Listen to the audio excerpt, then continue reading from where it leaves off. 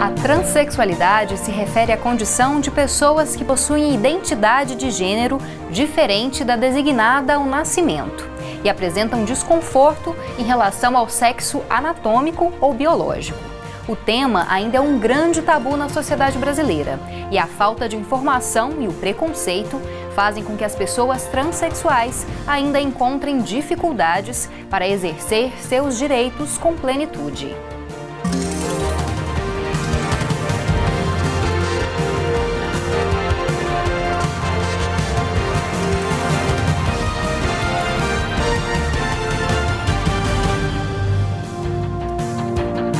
Olá!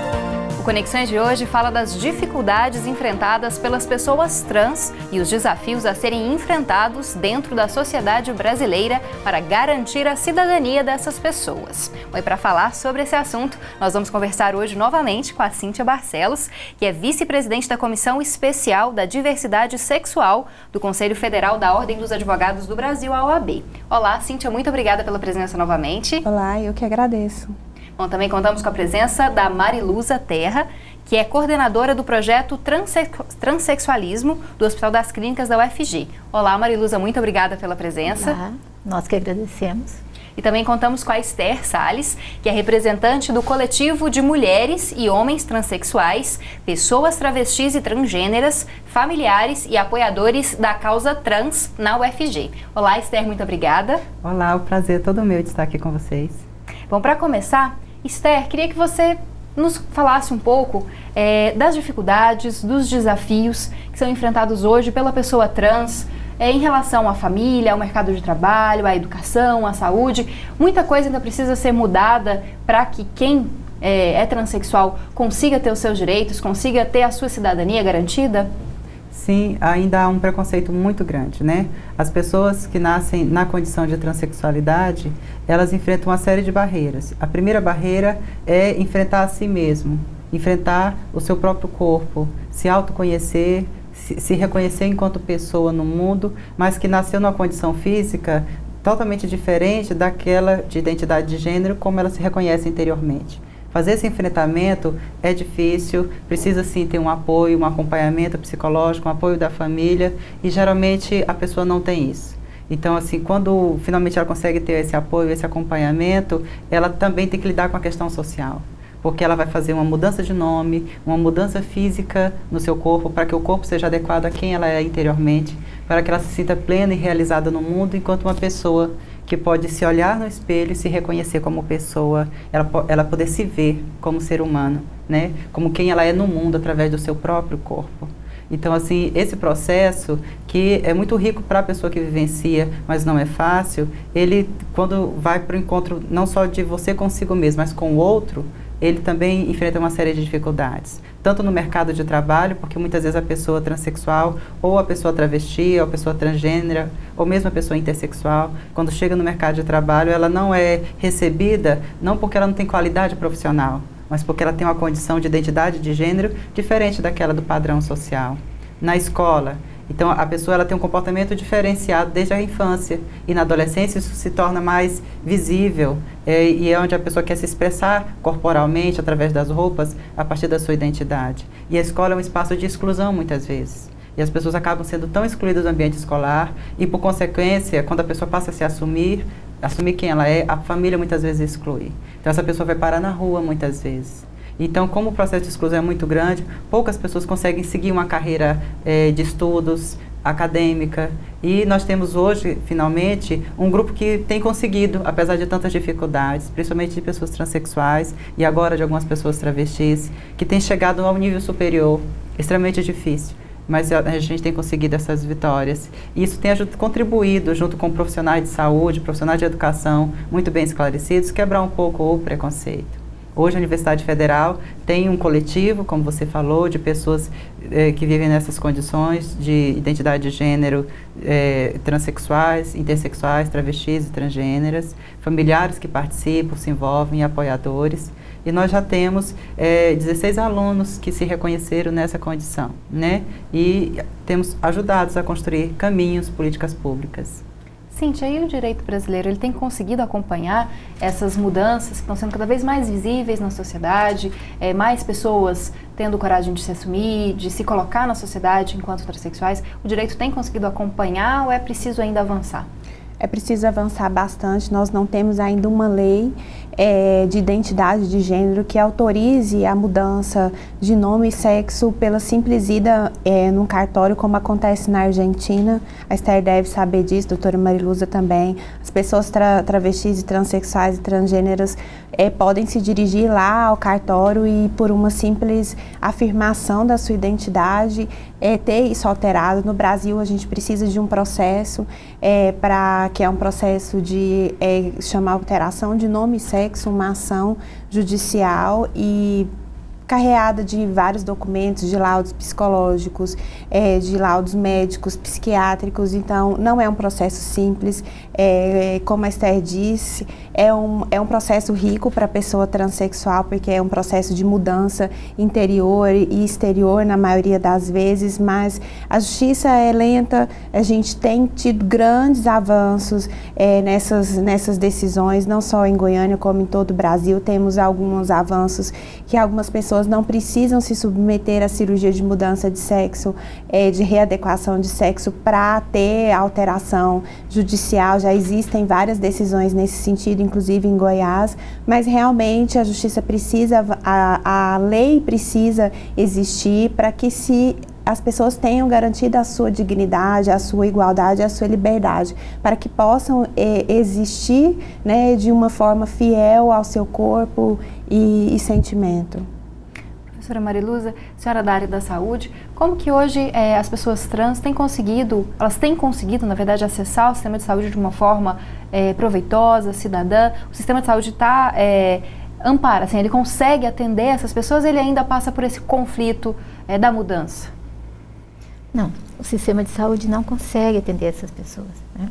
O nosso projeto, o projeto Transsexualismo, cuja finalidade principal é atender essas pessoas, foi obrigado a parar de atender novos pacientes desde 2012.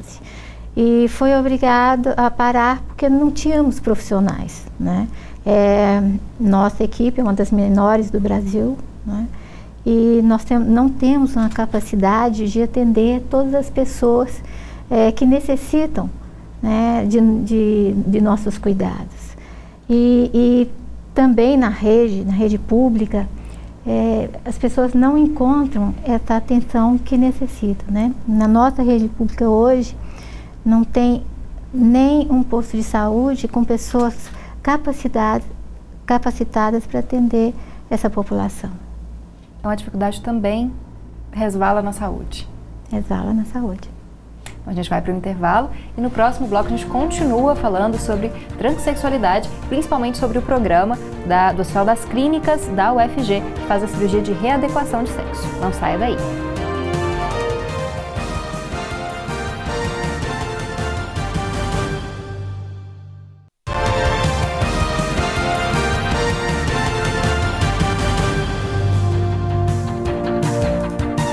Estamos de volta com Conexões de hoje, que está debatendo questões envolvendo a transexualidade com a Cíntia Barcelos, que é vice-presidente da Comissão Especial da Diversidade Sexual da OAB, também com a Mariluza Terra, que é coordenadora do projeto TX do Hospital das Clínicas da UFG, e com a Esther Salles, que é representante do coletivo Transação.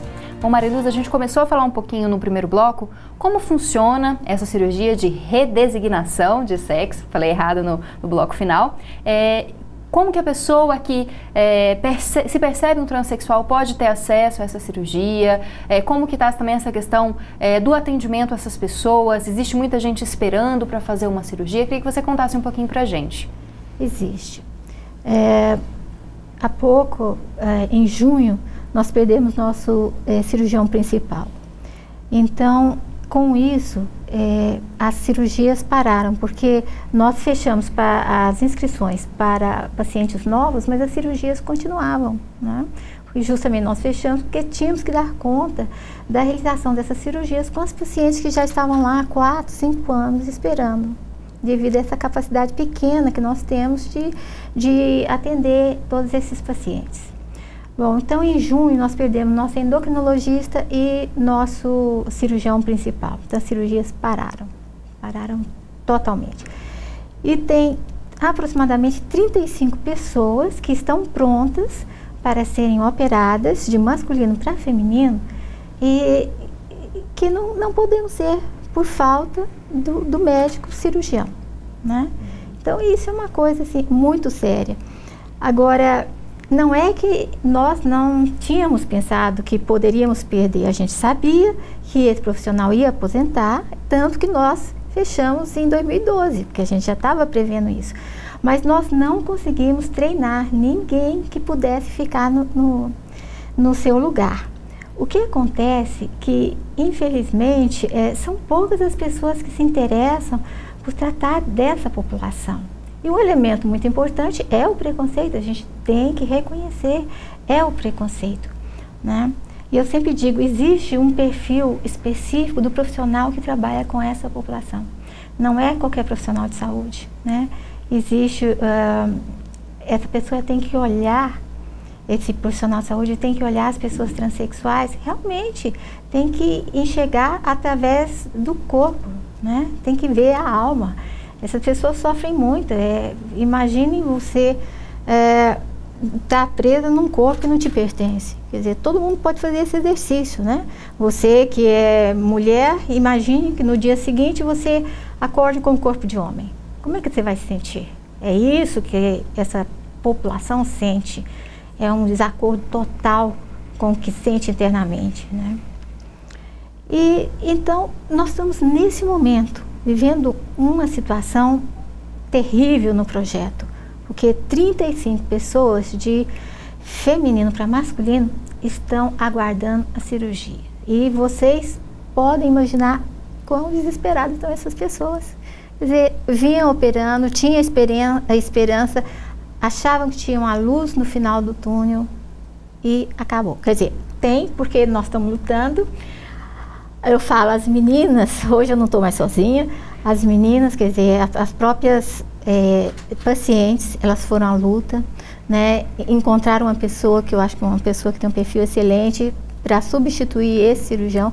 E é isso, nós todas juntas e todos juntos estamos tentando voltar a fazer o projeto funcionar como era antes. Lembrando que é um projeto de referência, né, no Brasil, um dos 4 únicos que fazem esse tipo de cirurgia na rede pública. Bom, Esther, e o coletivo Transação colocou em debate a implementação de uma disciplina de sexualidade humana nas áreas da saúde, né, exatamente para tentar capacitar esse profissional da saúde tanto a lidar com essa população e também a se interessar mais por projetos como esse.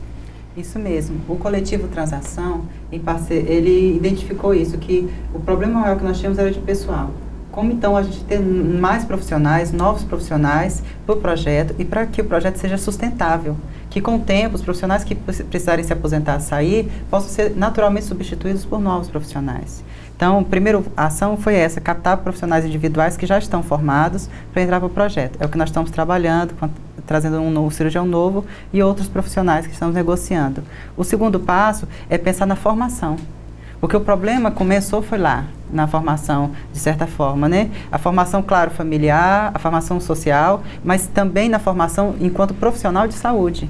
Que o profissional de saúde, formado pela própria Universidade Federal e pelas outras universidades, não estudam sobre sexualidade humana, não têm conhecimentos adequados. Quando estudam sobre sexualidade, é mais na dimensão fisiológica, algo muito específico, né? A questão de reprodução feminina ou a questão de disfunção erétil do homem, o que se estuda geralmente. Isso é um erro, porque reduz a sexualidade à pura dimensão reprodutiva genital. E a sexualidade é algo muito amplo na diversidade do ser humano, na forma como o ser humano vive e existe no mundo, como ele vive a sua energia fundamental. Então, entender a sexualidade plena, ampla, da mulher, do homem, de todas as pessoas, nas suas mais diversas formas, é importante. Desde a criança, da adolescência, da fase adulta, à fase idosa. Entender a sexualidade num todo. Então, a gente tem feito parcerias com a CAAF, que é a Coordenadoria de Ações Afirmativas da UFG, o coletivo e outras organizações sociais como a Origem, que reúne homens e mulheres transexuais. também na conversa com as pró-reitorias, né, da UFG, várias pró-reitorias, pesquisa e inovação, pró-reitoria de graduação e agora a PROCON, pró-reitoria de comunidade acadêmica, para conversar sobre o assunto. E nós tivemos uma reunião ampliada com as coordenações de todos os cursos da área de saúde, com o curso de psicologia, com algumas pró-reitorias, com o reitor, com a direção do HC, com a doutora Mariluza, que coordena o projeto TX, e aprofundamos o debate. E agora, nós estamos discutindo no espaço interdisciplinar dos cursos de saúde, que é o programa Pró-Saúde, e lá no Pró-Saúde a gente está verificando ações em conjunto para trazer a discussão para os cursos, para os núcleos estruturantes de currículo dos cursos, e para criar meios de fazer com que os profissionais novos tenham conhecimento sobre sexualidade, possam abordar a sexualidade, atender bem e inclusive participar de projetos como o TX, que são tão ricos para nós, que já produziram tanto conhecimento médico e científico. Então, trazer esses profissionais para o projeto. É só a educação, né, Camila, que avança. Acredito que na união das pessoas, das instituições e com a educação que se combate o preconceito, como a Esther muito bem colocou. E hoje a universidade já está à frente um pouco dessa questão, né? Até com a implementação do nome social para quem é transexual, para que ele possa se sentir melhor com a própria identidade. Isso, o nome social, ele é uma garantia de qualquer pessoa. Independente se existe uma norma, a pessoa precisa se fazer respeitar, requerer sempre, pedir sempre a utilização do nome social. Eu costumo dizer, mesmo não tendo lei, as pessoas precisam valer os seus direitos constitucionais, da dignidade, da personalidade. Nós temos também esses dias um colégio de presidentes do Conselho Federal da OAB decidiu pelo uso do nome social na carteira profissional. Isso vai ser também levado ao Conselho Federal para uma decisão final.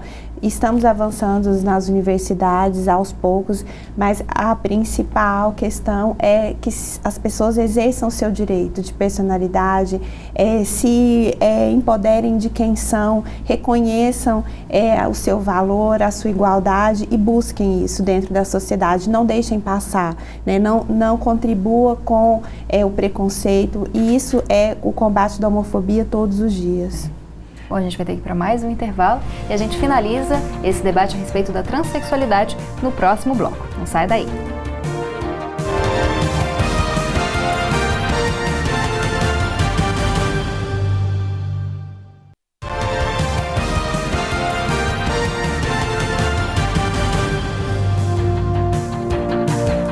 Esse é o último bloco do Conexões de hoje, que está debatendo questões relacionadas à transexualidade. Estamos conversando desde o primeiro bloco com a Cíntia Barcelos, vice-presidente da Comissão Especial da Diversidade Sexual da UAB, também com a Mariluza Terra, que é coordenadora do projeto TX, do Hospital das Clínicas da UFG, e com a Esther Salles, que é representante do coletivo Transação.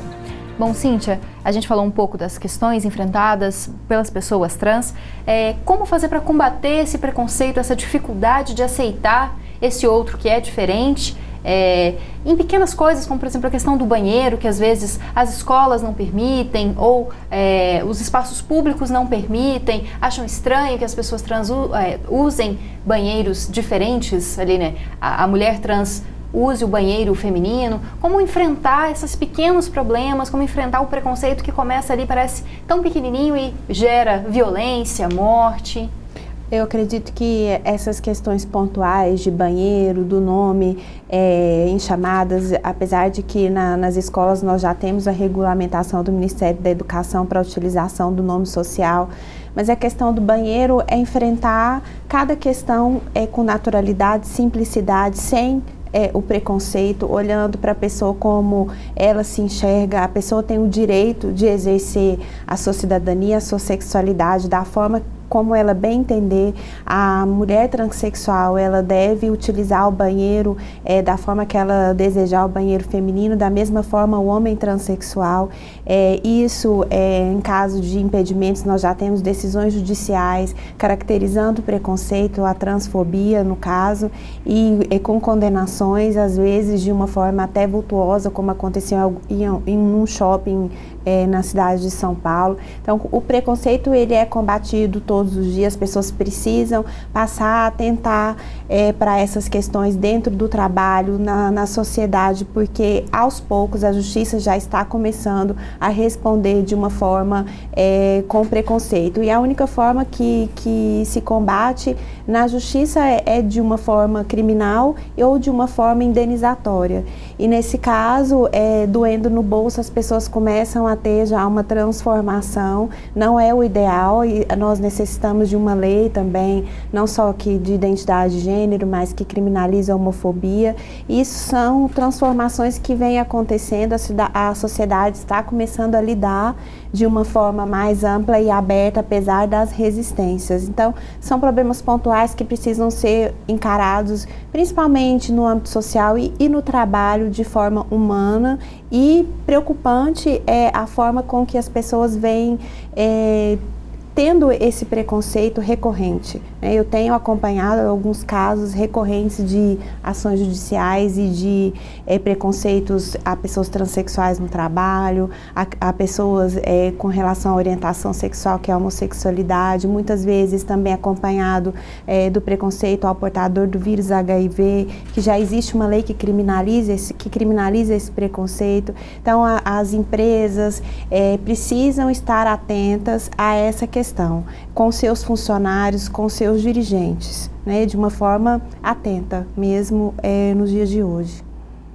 Bom, doutora, a senhora falou que não basta só a cirurgia, que o mais importante, às vezes, para quem lida com esse problema desde sempre, é a questão do nome, é ter o nome reconhecido. Porque existe uma falsa impressão que o ponto máximo da vida da pessoa transexual é a cirurgia. Não é bem assim, a cirurgia é extremamente importante, mas a mudança do nome e do sexo na certidão de nascimento, vocês nem podem mensurar o tanto que é importante. Porque coisas simples para nós, como por exemplo, abrir uma conta no banco, que é a coisa mais banal que todo dia nós fazemos, essa pessoa que agora tem seu nome de acordo com o seu gênero, se torna uma fonte de euforia muito grande. Quer dizer, ela vai e sem nenhum constrangimento mostra a sua identidade, e abre finalmente essa conta de banco com o seu nome masculino ou feminino conforme o seu gênero. Então isso é inimaginável para pessoas que fazemos, como nós, que fazemos isso tranquilamente. Então eu acho muito importante, pessoas que estão assistindo um programa como esse, tentar se colocar no lugar dessas pessoas transexuais. Eu acho esse exercício um exercício saudável, porque é uma vida muito difícil, muito sofrida, Eu acho as pessoas assim que conseguem passar, como por exemplo a Esther e outras, eu posso citar um grupo imenso das nossas pacientes, dos nossos pacientes do ambulatório no projeto, que consegue passar e consegue chegar lá do outro lado, até onde pega a sua certidão de nascimento, os rapazes transexuais que pegam a certidão de reservista, esse longo caminho para mim são, grandes heróis, porque é muito difícil, Totalmente diferente do que muitas pessoas acham, que isso é safadeza, isso é uma coisa que não é de Deus, não é divino. Por querer da pessoa e não envolve? Exato, porque é desejo da pessoa. Isso não é uma escolha, isso jamais foi escolha, porque ninguém escolhe sofrer, passar por esse processo, ninguém escolhe isso. Mas você, como uma pessoa que está passando por esse processo, que está se mobilizando politicamente também, é um sinal de que as coisas podem mudar, Esther? Então a gente tem se mobilizado por isso. E, como a Cíntia falou, e bem falou também a doutora Mariluza, o outro reconhecer você como pessoa, como ser humano. E que você, como ser humano, tem direito a ter um nome. Você é alguém. Você tem direito a ser reconhecido como alguém. Você tem direito que o outro te reconheça como quem você se reconhece, através do seu próprio nome. O quanto é gostoso alguém te chamar pelo seu nome, você atender e você gostar de ouvir a sua mãe, o seu pai, uma pessoa querida, O nome, às vezes até um apelido que a pessoa chama a gente, é carinhoso. O nome é como se, ao nominar alguém, como se você trouxesse luz sobre aquela pessoa. Destaca ela como alguém, um ser no mundo, individualmente reconhecido como ser naquele mundo, naquele espaço. Quando você tira o direito de ter um nome de uma pessoa, de ter um nome no qual ela se reconhece, você está tentando invisibilizar, apagar a existência daquela pessoa. Então, e ao reconhecer o nome, você dá à pessoa, você respeita naquela pessoa a dignidade de ser um ser humano no mundo, de ser alguém, de ter luz sobre si como qualquer pessoa deve ter, na sua dignidade, ser respeitada. Então, isso é fundamental. E a gente, quem não passa por esse processo, não tem a noção de quantas vezes no dia a dia, na semana, você tem que apresentar um documento, mostrar um nome para as pessoas. Então, assim, em tantos locais, numa loja de crediário, numa faculdade, numa matrícula de um aluno, num banco, em tanto local, e quando você tem que viver aquilo toda hora, você sabe o quanto que é difícil. E às vezes basta a pessoa fazer uma simples pergunta: como você quer ser chamada? Né? Como você quer ser nominada? É apenas identificar a pessoa com a sua aparência e perguntar qual é o seu nome. Né? São simples questões que fazem toda a diferença. Bom, infelizmente nosso tempo chegou ao fim. Queria agradecer novamente, Cíntia, pela presença. Muito obrigada. Obrigada. Obrigada, Mariluza, pela presença. Nós que agradecemos. Obrigada também, Steph, por trazer essas contribuições para a gente. Nós que agradecemos, eu agradeço, o coletivo também, e as organizações de pessoas transexuais, transgêneras, travestis e intersexuais agradecem, e que a gente possa ter mais esses momentos de conversa, de debate, de esclarecimento, de troca de experiências, porque é assim que a gente vai informando e construindo um mundo melhor. É assim mesmo. Muito obrigada, gente. Bom, Conexões de hoje está terminando. Esse programa é produzido em parceria com a Assessoria de Comunicação da Universidade Federal de Goiás e também com a Rádio Universitária da UFG. E você pode ser um parceiro do Conexões nos próximos programas, enviando sugestões de pauta, críticas, perguntas pelo perfil do Facebook ou pela página do Twitter. Você também pode enviar sugestões pelo e-mail jornalismo@tvufg.org.br. Eu te espero na próxima terça-feira, às 7h30 da noite. Mas enquanto isso, você pode assistir a todos os debates que já foram produzidos no Conexões no blog do programa. Uma boa semana para você e até terça!